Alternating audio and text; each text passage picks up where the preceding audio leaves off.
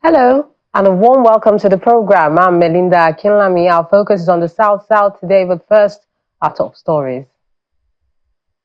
Justice Kudirat Kekere-Okun has pledged to uphold the integrity of the judiciary, the rule of law, defend the Constitution of Nigeria, and ensure zero tolerance to corruption.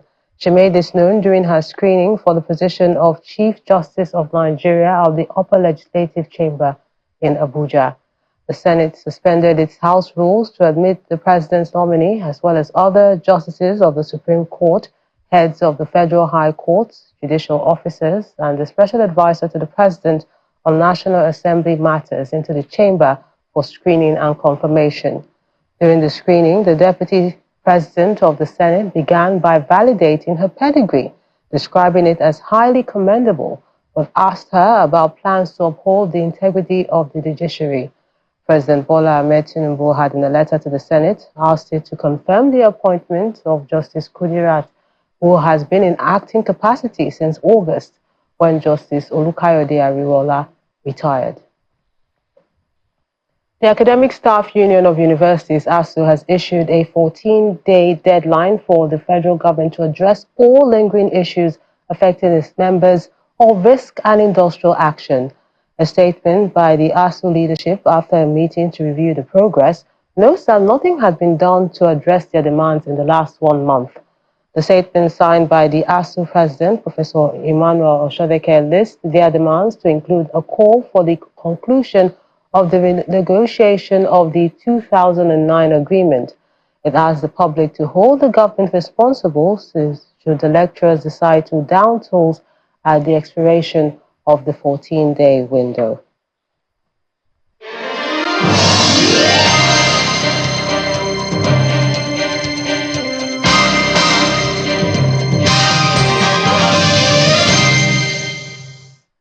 The Delta State government says it will soon begin the formal demarcation of boundary from water to land between Okwama and Okoloba communities in order to bring lasting peace to the area.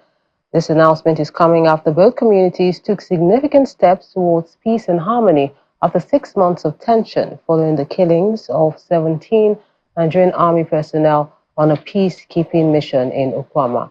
Representatives from both communities signed a peace accord at the Government House Annex in Warri, where a 10-man monitoring committee has been established to ensure its sustainability. The tragic killing of 17 Nigerian Army officers in Okwama left many Nigerians shocked and saddened. Following the incident, the Nigerian Army took control of the Okwama community, causing residents to flee for safety. The situation escalated, leading to arrests and heightened tensions. However, with the intervention of the Delta State governor, who helped resolve the issues and provided an IDP camp for displaced residents, peace slowly returned to the area. 6 months later, both communities involved in the conflict have decided to put their differences aside and give peace a chance. Representatives from both sides, along with the traditional rulers, security operatives, and local government officials, gathered at the Government House Annex in Warri to formally sign a peace accord. The agreement included a ceasefire, the denouncement of violence, reconciliation, and access to farmlands.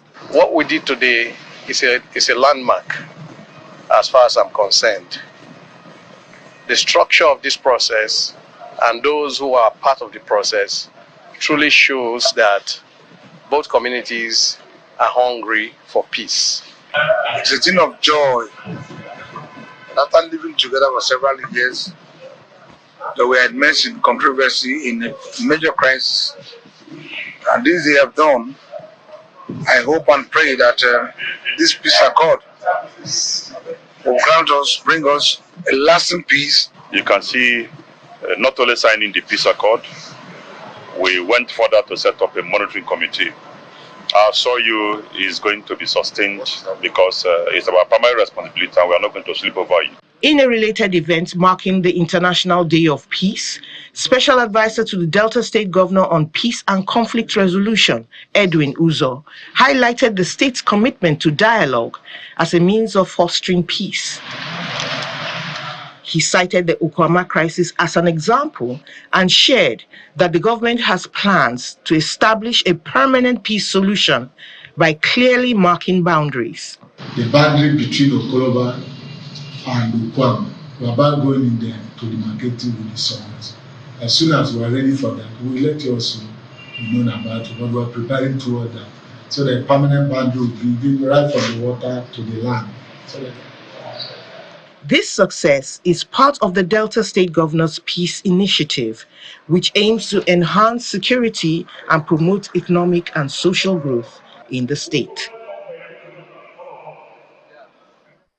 As Akwa Ibom State marks 37 years of its creation, the Governor, Umo Eno, has reassured residents of his commitment to his campaign promises of addressing the basic needs of the people.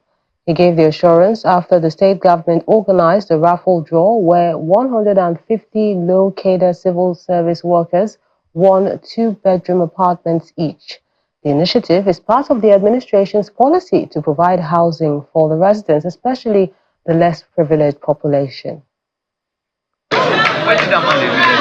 It was a joyful and emotional night for low-income civil servants in Akwa Ibom State, as 150 of them became proud owners of 2-bedroom flats, thanks to the Grace Housing Estate promo under Governor Moino's administration. When you hear your name or the ticket number. The housing scheme was created to provide shelter for the most vulnerable members of the society, offering them a chance at a better life. The head of civil service and chairman of the Housing Allocation Committee, Elder Effiong Isien, speaks about the importance of housing as a basic necessity. He expresses regret that many civil servants have struggled for years to own their homes.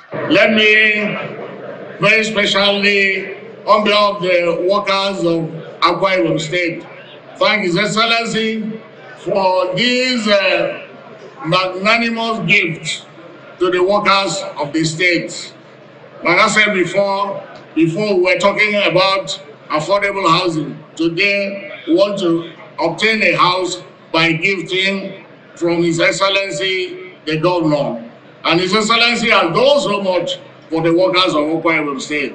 Governor Moino shares in excitement, promises to continue supporting the people, especially through future projects like the 400 compassionate homes for the vulnerable across the state. One of the things I feel we can do to encourage people is to, as much as possible, spend government funds wisely on their welfare. The new owners of a brand new home given to you in fulfillment of my campaign promise to our public service workers.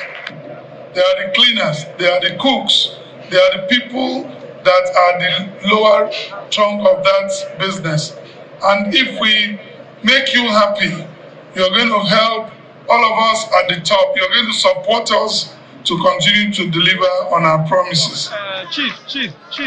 For the state government, the governor's commitment to support the vulnerable through housing and other welfare programs mark a significant step towards improving the lives of the state workers and their families. Staying in Akwa Ibom State, the governor has also expressed readiness to work with the Niger Delta Power Holding Company, NDPHC, for better power supply in the state. The governor made this known when he received a new management team at his office at the Government House, Uyo, the state capital.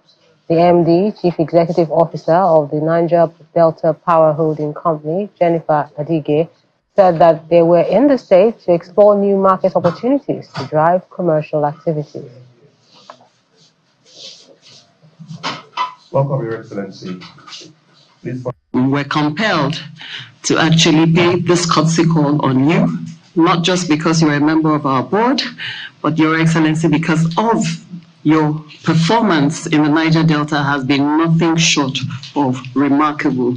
Your Excellency, we commend you and we commend the giant strides that you are making, and who would not want to be associated with success? Your Excellency, we are inspired by your eagerness to fulfill your obligations to the good people of Akwa Ibom State. And Your Excellency, we do know that the industry is very dynamic. That's the power industry. It's very dynamic and very fast-paced.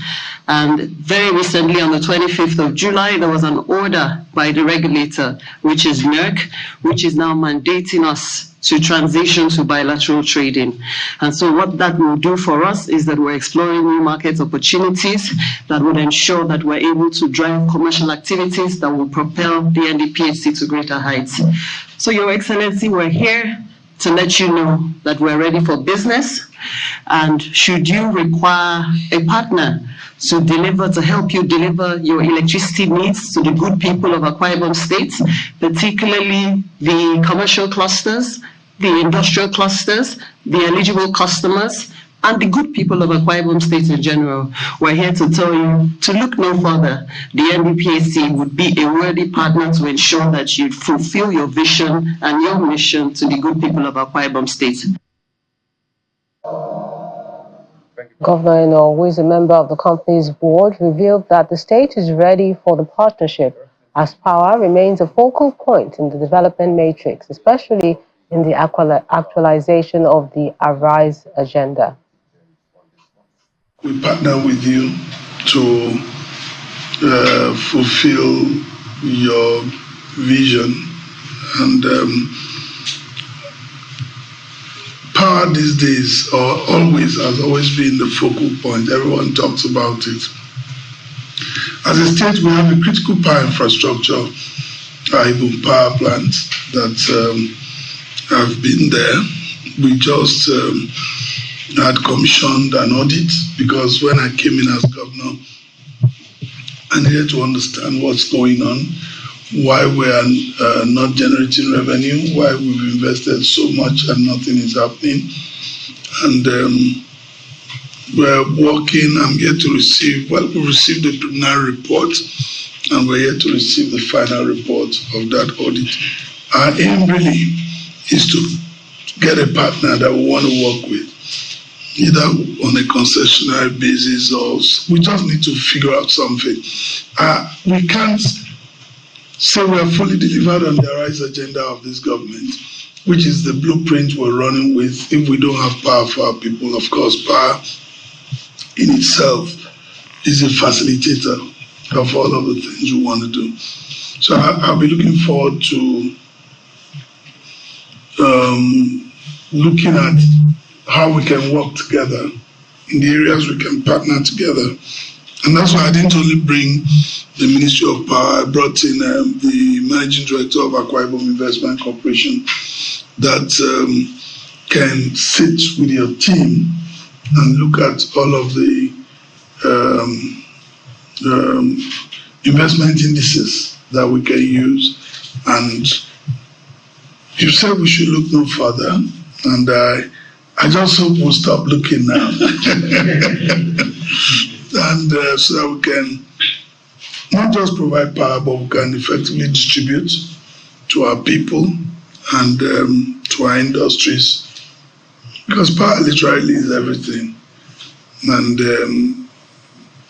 we believe we are ready to partner if we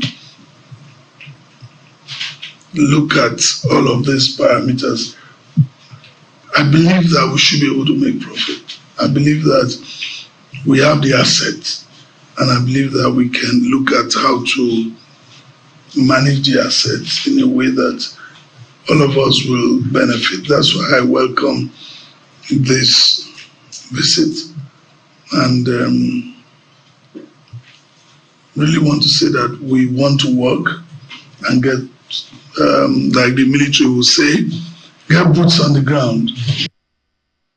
Many thanks for staying with us. The River State Governor has pledged to support efforts by the Federal Civil Service to enhance the capacity of workers across the country.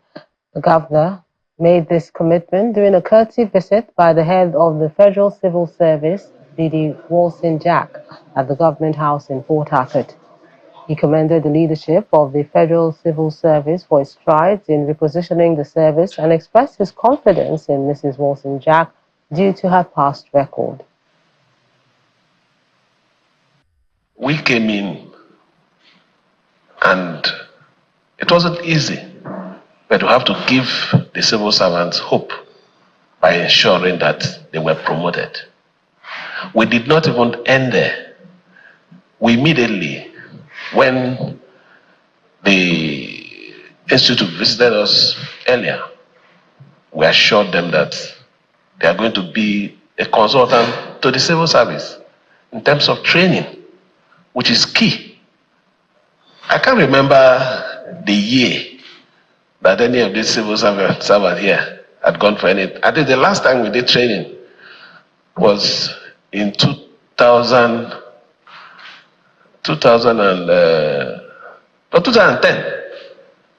Yes, that was the last time the civil service involved in anything training.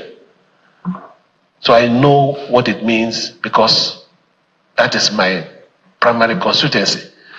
Training is the only thing that can build the service that will give us that level of result of transparency, efficiency, even assurance that there is hope. It is only when you start building them and they feel secure and they also understand that something is at stake. So I want to thank you for all the things you mentioned. I can assure you that we are not just willing to collaborate with you, we are ready to start it at once. In her remarks, the head of the Civil Service of the Federation reaffirmed her commitment to improve service delivery.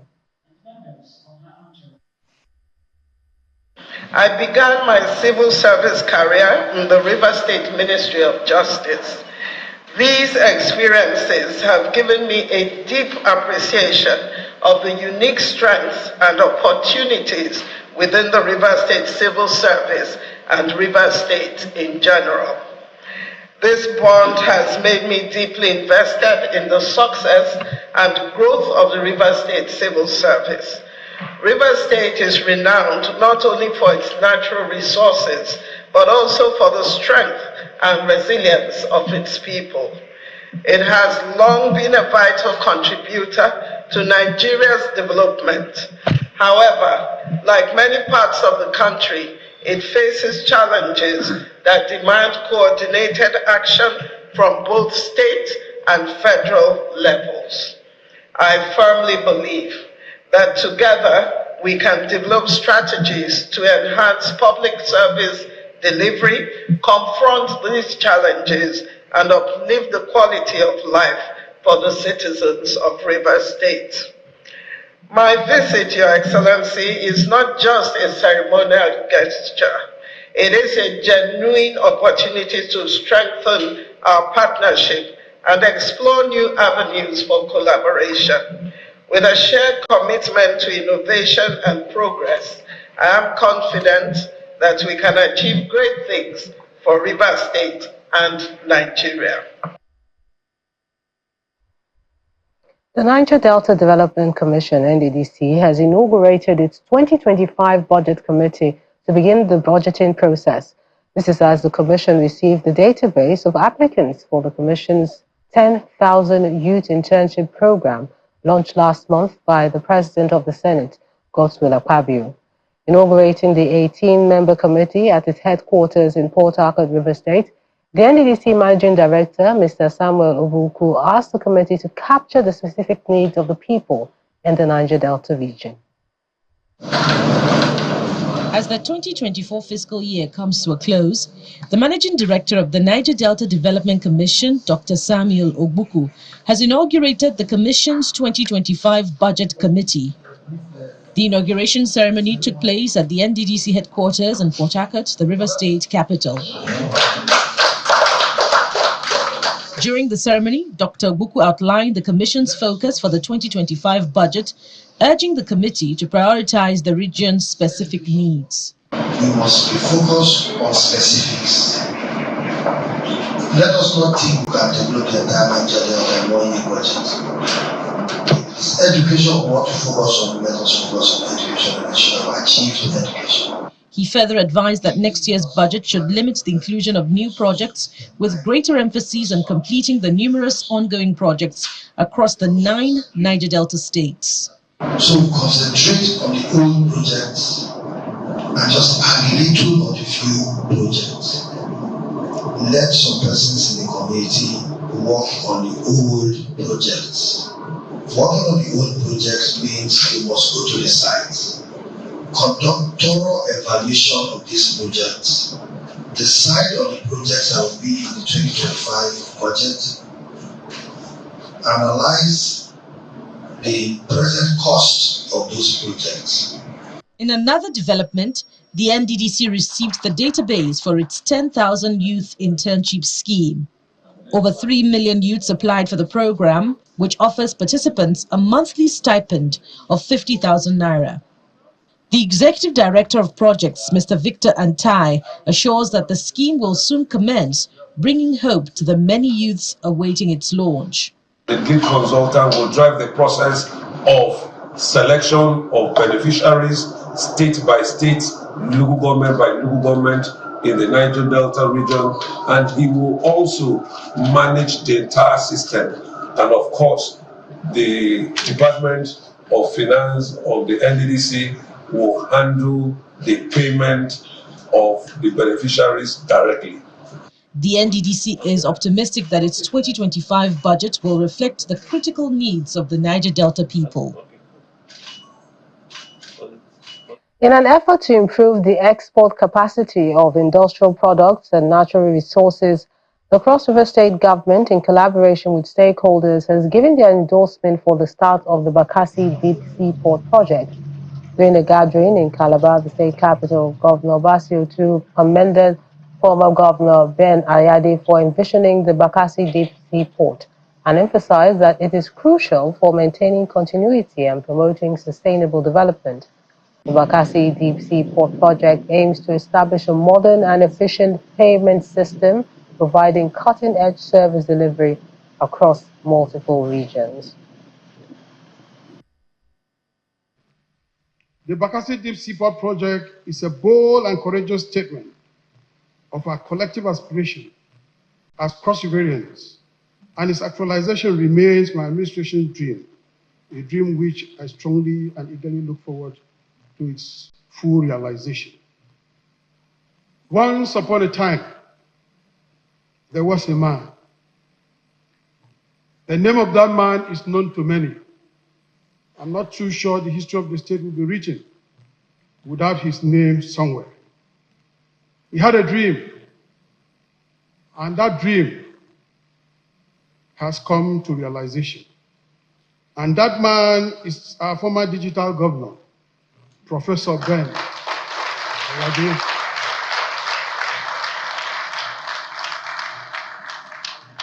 When he came up with the dream, a lot of people thought it would never happen. I was one of those when I heard about the project.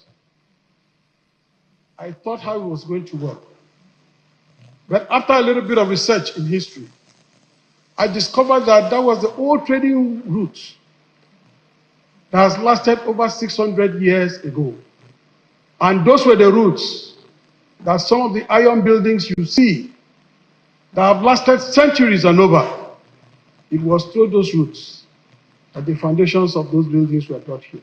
At the takeoff of this government, we have made a promise to the people of Cross River State that we are going to continue with all the projects that were abandoned, even in former governments, to make sure that we give value to Cross Riverians.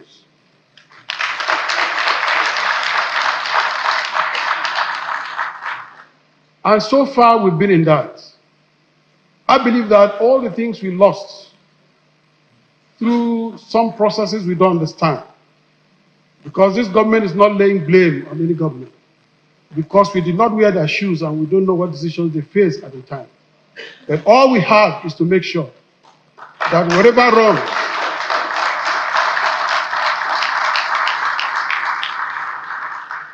whatever wrongs that were done are corrected.